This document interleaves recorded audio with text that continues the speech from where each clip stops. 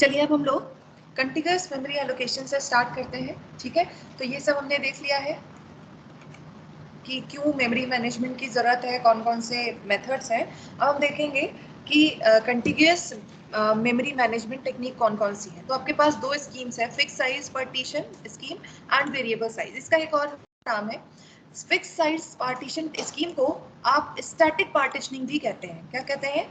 Static partitioning, right. और जो आपका वेरिएबल साइज पार्टीशन स्कीम है, इसको हम डायनामिक पार्टीशनिंग भी कहते हैं।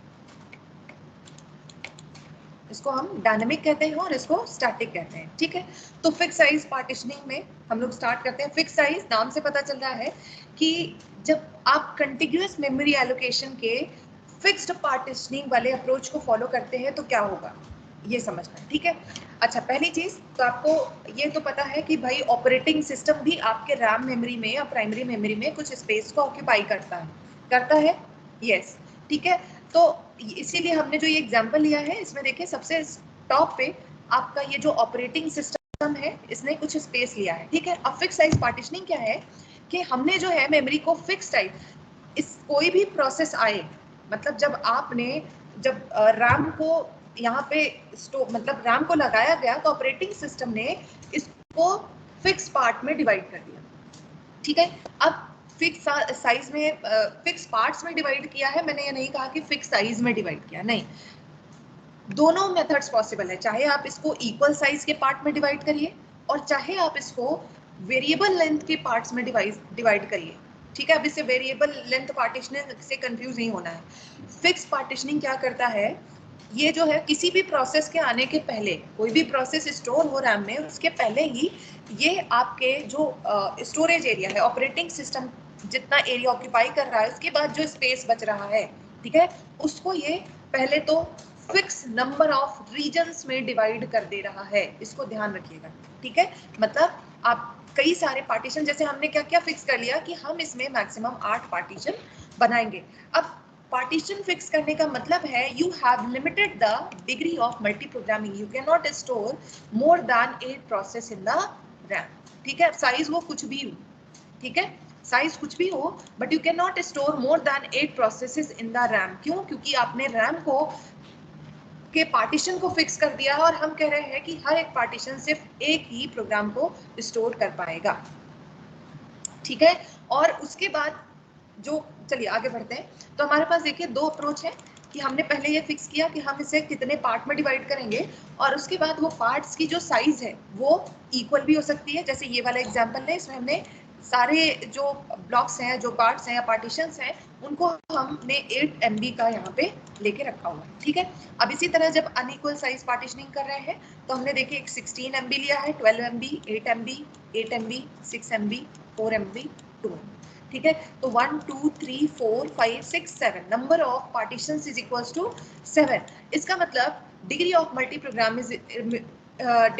Programming is equals to 7। You can not store more than 7 process in this partition और दिस मेमोरी, जो आपको ये एग्जांपल में दिख रहा है। ठीक है, अच्छा, आगे आते हैं।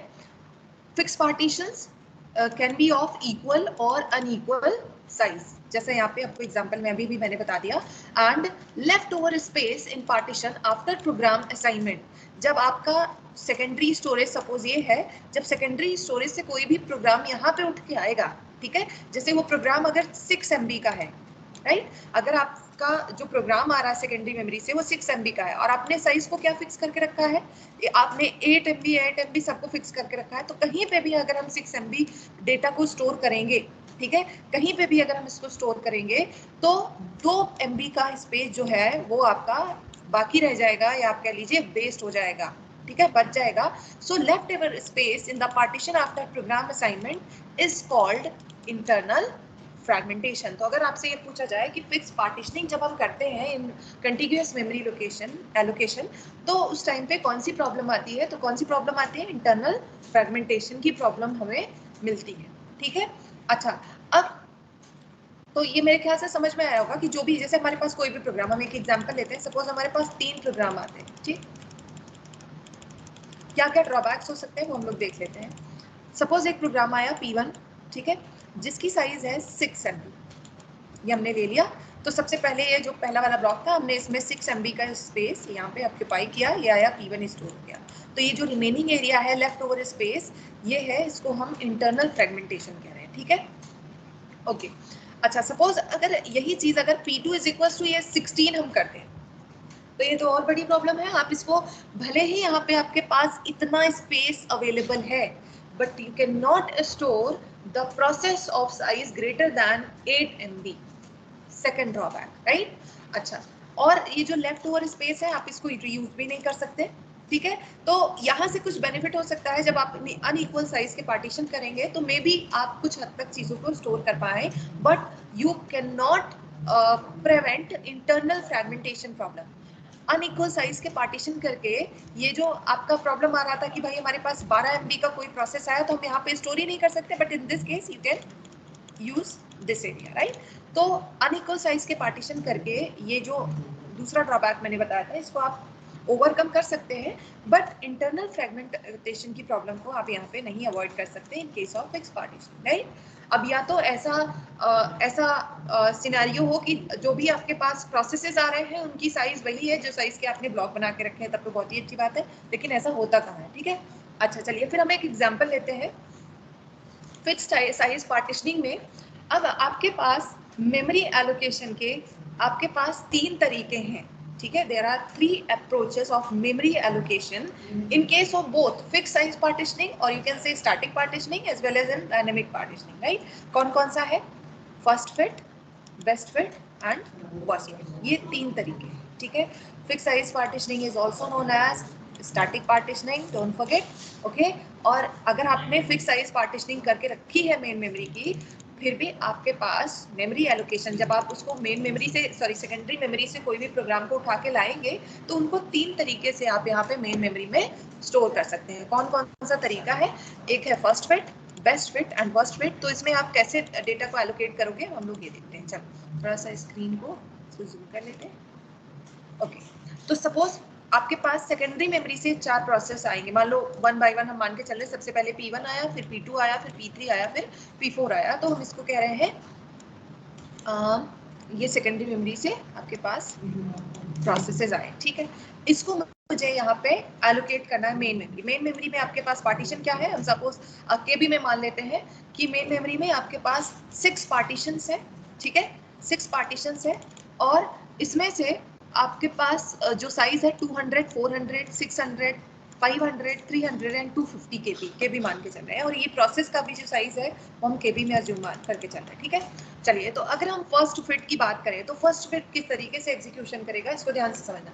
फर्स्ट फिट ये कहता है कि जो पहला मेमोरी ब्लॉक, वो पहला मेमोरी ब्लॉक जहां पे आपका प्रोसेस फिट हो जाएगा आप वहां उसको स्टोर कर, ठीक है। मतलब हम सीक्वेंस में चलेंगे, पहले फर्स्ट ब्लॉक में आएंगे, मैच कराएंगे कि हम इसको प्रोसेस को यहाँ रख सकते हैं, हाँ रख सकते हैं तो यहीं पे रख दो, ठीक है। या फिर अगर यहाँ पे नहीं रख सकते, ये ब्लॉक छोटा है तो अगले वाले ब्लॉक पे जाओ, अगर यहाँ रख सकते हो तो यहाँ रख दो, ठीक है। अभी जब एग्जाम्पल करेंगे तो आपको डिफरेंस क्लियर हो जाएगा। तो चलो फर्स्ट फिट अप्लाई करते हैं सबसे पहले।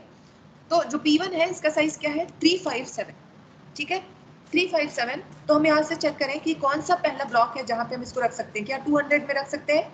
नहीं रख सकते। क्या 400 वाले में रख सकते हैं? यस, यहाँ पे हम रख सकते हैं। तो हमने क्या किया, P1 को यहाँ रखा और इसका साइज क्या है? 400, और हमारा प्रोसेस का क्या साइज है? 357। तो बाकी स्पेस आपका ये बच गया। इसको आप कैलकुलेट करके साइड में रख दीजिएगा जब आप प्रॉब्लम सॉल्व करिएगा, ठीक है। मैं आपको अप्रोच बता रही हूँ। तो ये P1 आके यहाँ पे स्टोर हो गया, ठीक है। This part is occupied by P1, right, okay. अब P2 आया, P2 भी फर्स्ट फिट, वो पहला ब्लॉक जिसमें मैं फिट हो जाऊं वही वो करना चाहता है। तो P2 आया, इसने देखा 200 में नहीं आएंगे, चलो हट जाते हैं यहाँ से। फिर ये आया, देखा 600, ठीक है, 600 भले इससे बहुत बड़ा है लेकिन इसे क्या करना है? फर्स्ट ब्लॉक जिसमें मैं फिट हो जाऊं ये देखना है, ठीक है। तो इसको जो मिला ये ऑक्यूपाइड था, इसमें जगह नहीं थी। फिर 600 वाले ब्लॉक पे आया P2, यहाँ पे स्टोर हो गया, ठीक है। और बहुत सारा स्पेस, लगभग 400 केबी का स्पेस अभी बाकी है, ठीक है। अब आएगा P3, ठीक है, P3 आया और इसको कितना स्पेस चाहिए? 468। यहाँ पे नहीं आ सकता, यहाँ पे नहीं आ सकता, यहाँ नहीं आ सकता। तो ये 500 वाले के पास गया, ठीक है, 500 के पास गया। तो यहाँ पे जो स्पेस, ये अपना स्पेस यहाँ पे ऑक्यूपाई कर लेगा, P3 468 kb का स्पेस ये P3 यहाँ पे ले लेगा और बाकी जो रिमेनिंग स्पेस है वो आपका क्या है, इंटरनल फ्रेगमेंटेशन। जहां जहां ये आपका स्पेस बच जा रहा है प्रोसेस स्टोर होने के बाद, ये इसी को हम क्या कहते हैं, इंटरनल फ्रेगमेंटेशन। अच्छा, अब P4 आएगा, तो P4 के लिए क्या इसने देखा, यहाँ पे जगह है नहीं, ये ऑक्यूपाइड है, ऑक्यूपाइड है, ऑक्यूपाइड है, यहाँ पे आ सकते हैं, नहीं आ सकते, 250 आ सकता, नहीं आ सकता, ठीक है। तो इस केस में जब हम फर्स्ट फिट की बात कर रहे हैं, तब तो हम जो आपका P4 प्रोसेस है उसको तो हम एलोकेट ही नहीं कर पा रहे। अच्छा चलो देखते हैं अब बेस्ट फिट कैसे काम करेगा, ठीक है। एक सेकेंड, थोड़ा सा इसको क्लियर कर ले।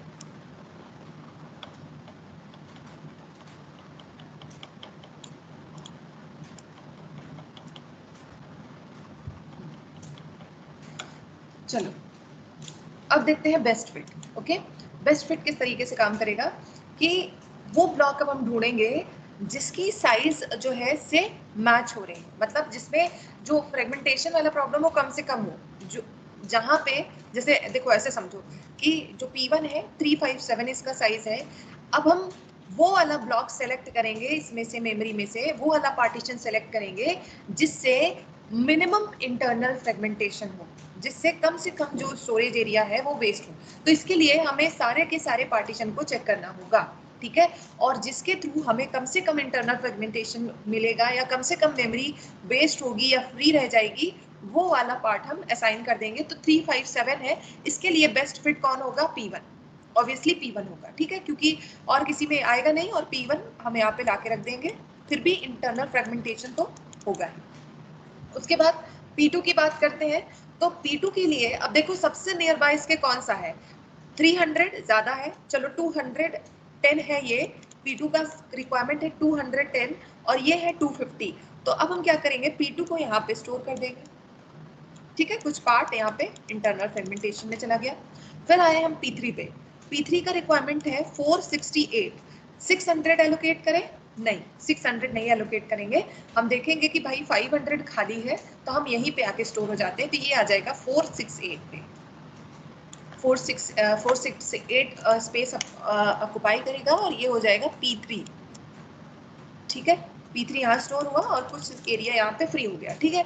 अब P4 पे आते हैं, P4 कितना चाहिए, 491। अब इसको मजबूरी है किसी 600 वाले पे आना पड़ेगा, लेकिन जब हम बेस्ट फिट अप्रोच फॉलो कर रहे हैं तो देखो सारे प्रोसेस को हमने मेमोरी में जगह दे दी, जबकि जब हम फर्स्ट फिट वाला अप्रोच लेके चल रहे थे तो हमने P4 को तो हम कहीं स्पेस ही नहीं दे पाए। इन केस ऑफ बेस्ट फिट आपको थोड़ा सा ओवरहेड है कंपैरिजन करने, सारे ब्लॉक से कंपैरिजन करने का ओवरहेड है, बट आप एक बेटर सॉल्यूशन प्रोवाइड कर पा रहे हैं इन case of this particular scenario, right. और भी एग्जांपल्स हम देखेंगे बाद में, ठीक है। चलिए आगे आते हैं। नेक्स्ट क्वेश्चन है, अगर आप वर्स्ट फिट अगर हम अप्लाई करेंगे तो कैसे होगा। वर्स्ट फिट ये कैसे काम करता है, ये देखेगा जो सबसे बड़ा एरिया है, जो साइज में सबसे बड़ा एरिया है, सबसे पहले हमें उसमें एलोकेशन करना है। तो साइज में सबसे बड़ा कौन है, 600। P1 को कहाँ स्टोर कर देगा, 600 वाले में, 3 5 7, मतलब यहाँ पे क्या जाएगा, P1 को यहाँ पे स्टोर किया, बच गया। P2 आया, P2 को 210, तो सबसे बड़ा ब्लॉक क्या है, ये 500 वाला, तो इसने क्या किया, इस पे P2 को रख दिया। P3 आया 468, एलोकेट कर सकते हैं, नहीं कर सकते। P4 आएगा 498, एलोकेट कर सकते हैं, नहीं कर सकते। तो ये हमारा क्या हो जाएगा, इसका ड्रॉबैक, यहाँ पे आपका वर्स्ट फिट काम नहीं करेगा। यहाँ पे दो ऐसे प्रोसेसेस आए जिनको आप स्पेस नहीं प्रोवाइड कर पाए, ठीक है। So this is all about your fix size partitioning. अगर कोई डाउट है तो पूछिए।